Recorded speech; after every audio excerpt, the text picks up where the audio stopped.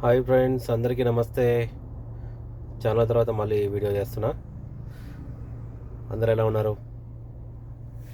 And ఇవాళ main topic ఏంటంటే, రీసెంట్గా వైజాగ్ బీచ్లో ఇద్దరు చనిపోయారు. వాటర్లో కొట్టుకెళ్ళిపోయారంట. అది న్యూస్ కూడా వచ్చింది, బాగా వైరల్ అయిపోయింది. అది పెద్ద పెద్ద అలలు వచ్చేసి వాళ్ళకు లాక్కి వెళ్ళిపోయాయి. వాళ్ళు ఫోటోలో మోజులున్నారు కానీ అంత చూసుకోలేకపోయారు. పెద్ద అలలు వచ్చేసి వాళ్ళను వాటర్లో లాగేసుకుంది. అయితే నేను ఒక చిన్న సజెషన్ ఇద్దాం అనుకుంటున్నా.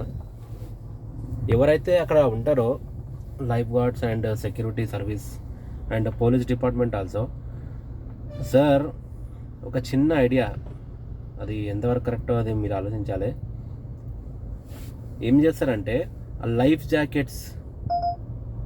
జాకెట్స్ అనేది మ్యాండేటరీ పెట్టండి.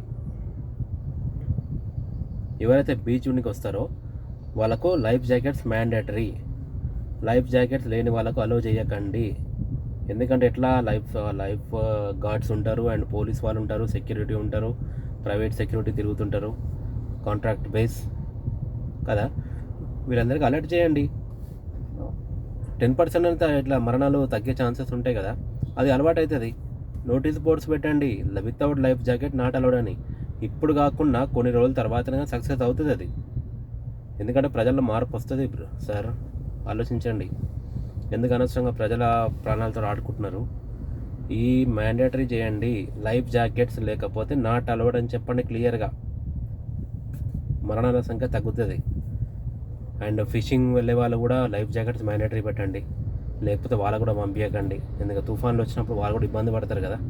వాళ్ళకంటే గజ ఈతగాళ్ళు కానీ ఎవరికి ఎట్లా టైం అంటే తెలియదు కదా. చెప్పండి సార్, మ్యాండేటరీ చేయండి. AP government, please do it. ఎవరైనా బీచ్లో ఆడుకోవడానికి కానీ చూడడానికి కానీ వచ్చిన వాళ్ళకు, వాటర్లో దిగాలనుకున్న వాళ్ళకు కంపల్సరీ లైఫ్ జాకెట్స్ మ్యాండేటరీ అని హోర్డింగ్స్ పెట్టండి, నోటీస్ బోర్డ్ పెట్టండి, సెక్యూరిటీ అలర్ట్ చేయండి. ఎంత ఉంటుంది సార్ అది? మా అంటే ఒక 1000 రూపీస్ ఉంటుంది. ప్రాణం కంటే ఎక్కువనా లైఫ్ జాకెట్? దాంతో లైఫ్ జాకెట్స్ అమ్మే వాళ్ళకు కూడా ఉపాధి పెరుగుతుంది.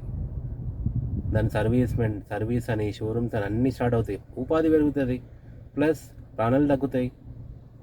ఆలోచించండి sir. Thank you so much. మళ్ళీ కలుసుకుందాం.